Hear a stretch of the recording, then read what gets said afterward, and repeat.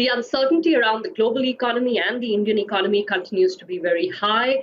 Trying to pin down numbers to what's going to happen to the economy is a moving target of sorts. Yet it's important for policy making purposes to get a sense of where the Indian economy is headed.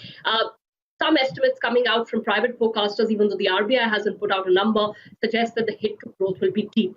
Goldman Sachs is predicting that GDP growth in FY21 could fall to 1.6%, with the caveats that, of course, there is high uncertainty around these estimates as well. But joining us to talk us through what she sees playing out in the economy is Prachi Mishra, Chief India Economist at Goldman Sachs. Prachi, thank you so much for taking the time to speak to us.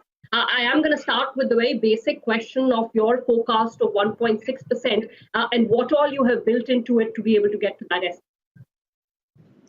Good afternoon, Neera. First of all, pleasure to talk to you again. So I'm not sure if you had the chance to look at our recent report. It's titled An Unprecedented Sudden Stop for India. So our last published forecast as of March 22nd, which is before the lockdown was announced, was 3.3%. And we've done a 170 basis point downgrade relative to that. But just to take a broader picture, relative to early March, when the virus situation was fairly benign in India, we have revised down our growth forecast even more dramatically. So pre-virus situation escalating, our forecast was closer to 6%, more precisely 5.8%. And now we are at 1.6%. So this is a gigantic 420 basis point downgrade. And let me go through slowly what are the reasons behind this sharp downgrade compared to the pre-virus situation. So number one, if you look at our global growth projections, they have been revised downwards dramatically. For example, if we go back to say early January or pre-virus, global growth, we were forecasting around 3.25%. Now our current global growth forecast for 2020 annual average is -2%. And just to give you a sense for particular countries, for the United States, we are at -6%. For the Euro area, we are at -9% for 2020. For the US, we actually have a forecast of 34% contraction in the second quarter. So this would definitely have an implication for India growth.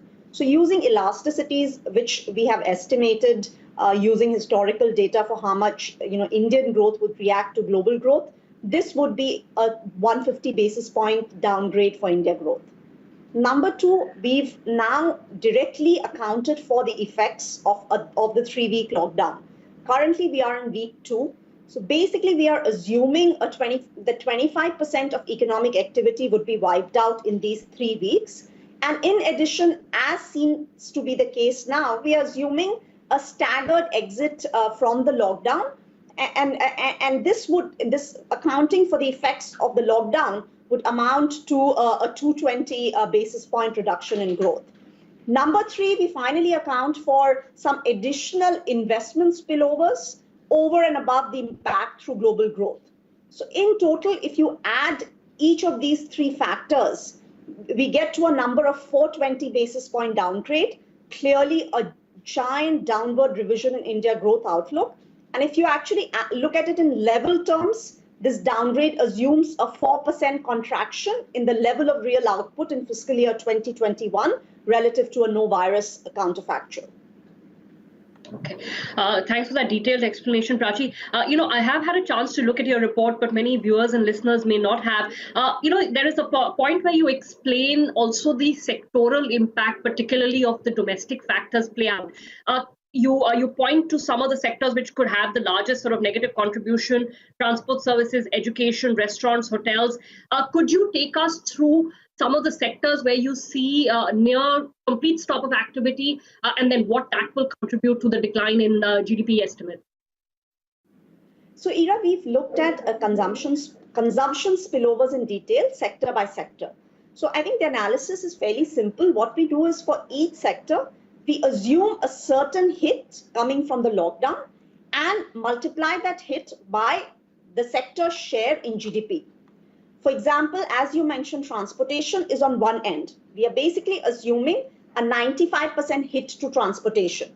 If you multiply that by a 10% share of transportation in GDP, that would mean roughly a peak hit to monthly transportation output of 10%. Every month, the lockdown is in place. So this is the peak hit. Then we have education.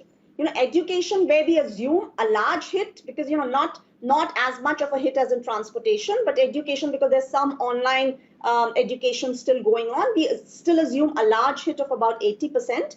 And if you multiply that by the share of education in GDP, which is roughly 2.6%, you get more than 1% hit to monthly consumption of education. On the other extreme, we have offset sectors like food and health, where we actually assume expansion of 5% and 15%. So overall, this exercise suggests more than 15% hit to monthly consumption every month the lockdown is in place. Okay, if I just sort of broaden it out, look at it from the perspective of, what contributes to GDP, consumption, investment, government spending, net exports. So on that equation, is it now essentially down to government's contribution, which will hold up, GDP growth to whatever extent possible? I think this is a very important question, Ira. What is the level of government support we are assuming? And let me say that, while we've deepened the trough in Q1 and Q2 in our growth forecast, let me be very clear that the average of 1.6% for the year as a whole actually assumes a strong sequential recovery in the second half of the fiscal year. And this is based on basically three assumptions. One, that the 3-week nationwide lockdown, which most likely is going to be removed only in a staggered fashion, and the social distancing measures would reduce new infections over the next 4 to 6 weeks, number one. Number two, while the fiscal easing so far has been limited, the last package was 0.8% of GDP or $23 billion, our expectation is of further stimulus by both the center and the states. And third, we expect the RBI to continue with its monetary easing policy along with liquidity infusion measures. So just to make the point that actually the average of 1.6 from the trough assumes a strong quarterly sequential recovery in the second half of the fiscal year. And that would rely on all these three assumptions I've made, and the most important being that the nationwide lockdown and the social distancing measures would actually reduce new infections over the next 4 to 6 weeks, in addition to support from fiscal and monetary policies. Okay, I'll come to the policy bit in a minute. So quarter-wise, what are your projections? And there are two schools of thought, right? That how quickly is the comeback? Firstly, if one sees a staggered exit from this lockdown, it may be a longer period where there is a continued hit to activity, but also, sort of intangible questions like how many firms actually can't survive this period? What happens to consumption after wages/income are impacted? Those are the intangibles. But what is your sort of quarterly expectation of how growth plays out? Ira, on the quarterly expectation, we've done a simple exercise. Again, assume that, for example, in Q1 of calendar year 2020, assume that 25% of overall activity is wiped out for 1 week. And in Q2, 25%, another 25% is wiped out for 2 weeks. This is just assuming the 3-week nationwide lockdown. And if you translate these numbers into Q-on-Q annualized, they basically mean a contraction of 8 percentage points in both Q1 and Q2. So what does it mean is basically what we were assuming a pre-virus situation. For example, for Q1, we were assuming, I think, around 6% Q-on-Q annualized growth. That would come to close to minus 2%. For Q2, I think we were assuming 8%, and that would 8%, or I don't remember the number exactly, but probably after the virus, this would come down to minus 4%. So right now, Q-on-Q annualized, we are assuming close to minus 2% in Q1 and minus 4% in Q2. So let me just, these are fairly conservative assumptions. In other countries, clearly our trough in Q1 and Q2 go in double digits. So I have to say that, risks to these numbers are in fact if anything, risks to these numbers are to the downside.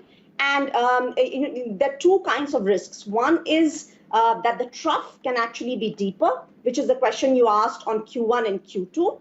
And number two, I think it's more that the recovery itself could be delayed, meaning in Q3, or delayed or more muted than what we are assuming in our growth projections. So of course, I think as data comes in on the impact of the lockdown and economic activity, and there's more clarity on how the staggered exit from the lockdown will take place, we'll have more clarity on both whether the trough is likely to be deeper, and number two, for the recovery, whether it's going to be slower or faster in the second half of the fiscal year.